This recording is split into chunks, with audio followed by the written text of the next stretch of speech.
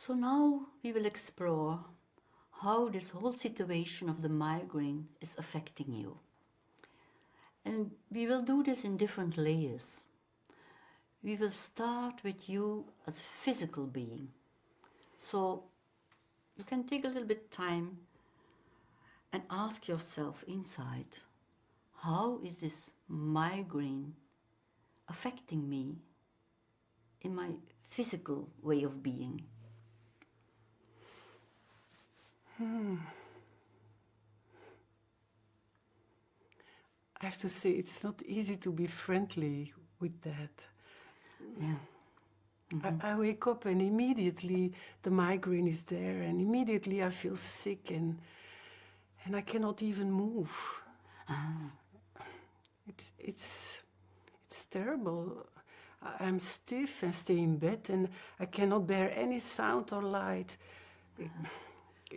I cannot do all the things that I would like to do. Yeah. It's like being in prison, really. Okay. Yeah, I feel frozen, immobilized.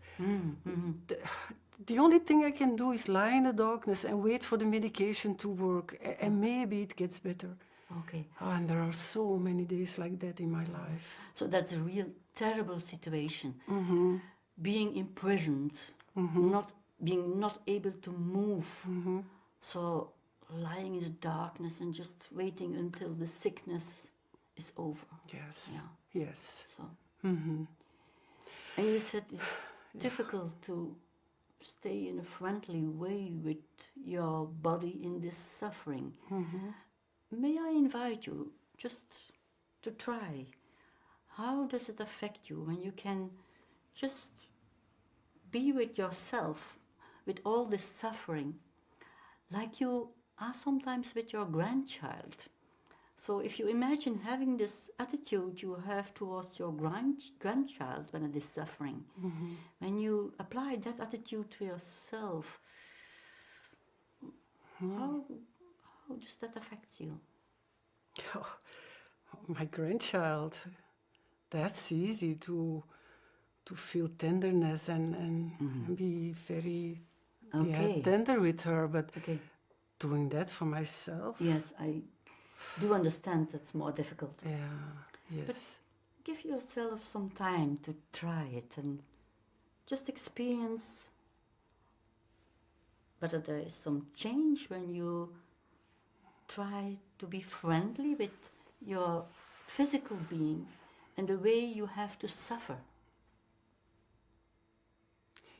You know, I often try to have some rational thoughts as, okay, my body needs a pose and things like that, but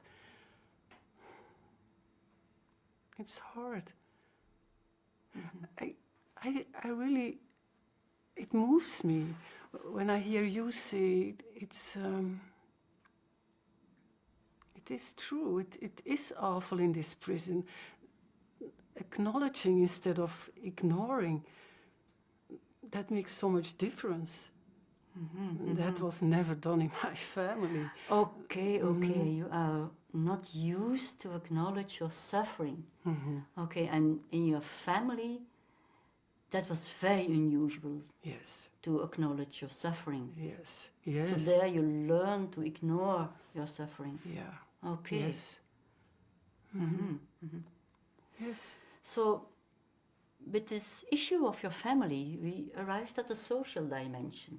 So, maybe you can say a little bit more about your experiences in your family. And how was that related to your migraine in some way? You know, in my family, when I think about it, across the generations, everyone either had or now has migraine. And the only way we learned to cope with it was ignore it. And go to school, university, work, but first and foremost, not talk about it. Okay. No one ever knew. We were always hiding the pain. Okay, so you learned not to talk about it. Yeah. And always hide whatever was there. Yes. Yeah. So this must be unusual for you now then to talk with me about your pain. Yes, it is. It is. When I'm talking about it, as I do now, there are always these old voices in my head telling me, but don't make it bigger than it is. All people have something that they suffer from. Yes. Of course, that's true. All people have something they suffer from. But that doesn't mean that it's not all right to talk about it.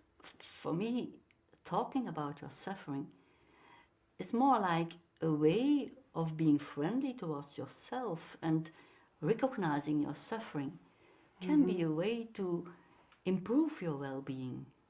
So I just wonder how it is for you now that you can feel it's okay to recognize it. Yeah, it's sad. Sad. Yes. Okay. Yeah. It's sad, and I'm really not used to talk about these things, and and I also feel shame. Okay. So with these feelings of sadness, shame, we arrive in the personal dimensions. So I was wondering, your personal feelings around this whole situation of the migraine. You mentioned already your sadness, your shame. Are there more of your personal feelings that are connected to this situation of the migraine?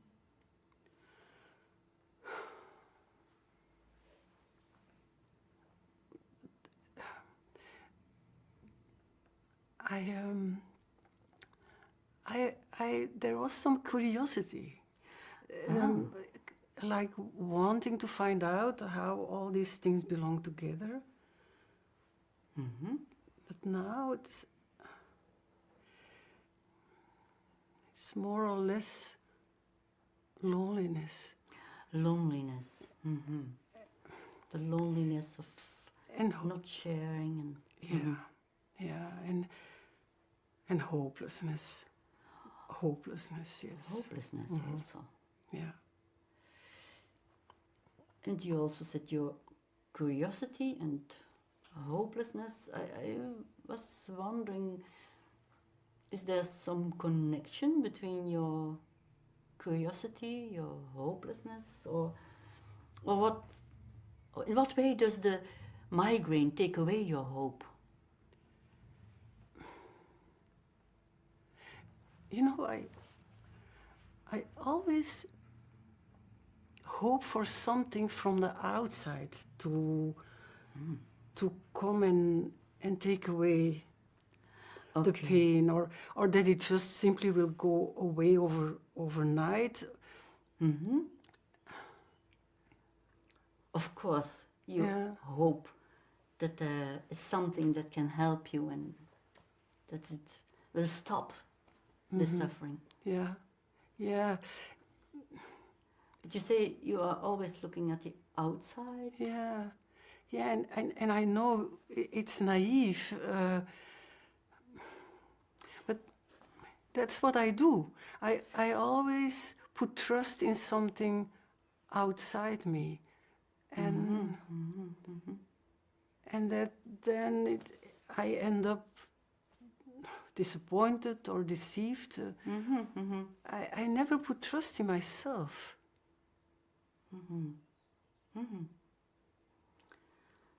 So you discover how you trust the outside and are hoping for medication or other solutions, but trusting in yourself, that's difficult.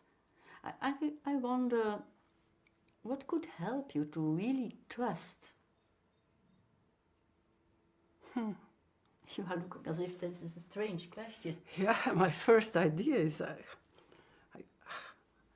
I don't know. Okay. I really don't know. Okay, but it's good to take your time and ask inside. There, in your wiser self, there is sometimes some sense of what you trust at a deeper level?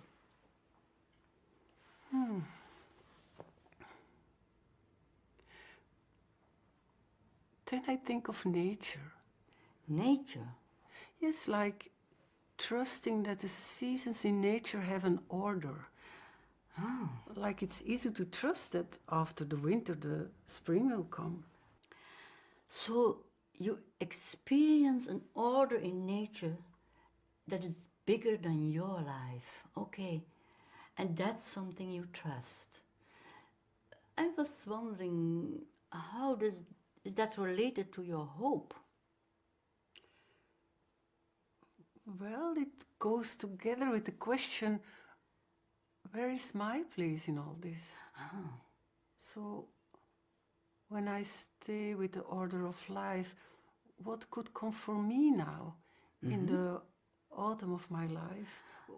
Oh, that's a nice question. What could come for you now in the autumn of your life? Yeah. Yeah. As if that opens up some new perspective, or... Yes, it's like a relief. It opens up a new approach to hope for me. Okay. Like confidence in nature and belonging to a bigger order. So if you take now a little bit more time to feel, how does that affect you when you just think of this order in nature and an order that's bigger than you, but at the same time you seem to be part of that order in nature. So how does that affect you? It fills me up with peace.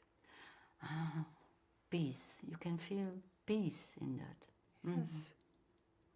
Yes. That's an important spiritual emotion. So we arrived in the spiritual dimension very naturally. Yes. Thank you for sharing and for opening up yourself to this new experience and giving yourself this new perspective that is very different from where you started by being imprisoned. Yes, it is. It is. And thank you for this meeting. It really was meaningful and important to me to let a little bit of my feelings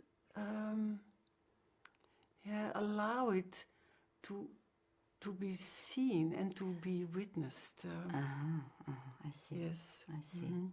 Thank you. Because that was very different from what you have always experienced in the past. Yes, indeed. Okay. It is. Thank you very much. You're welcome.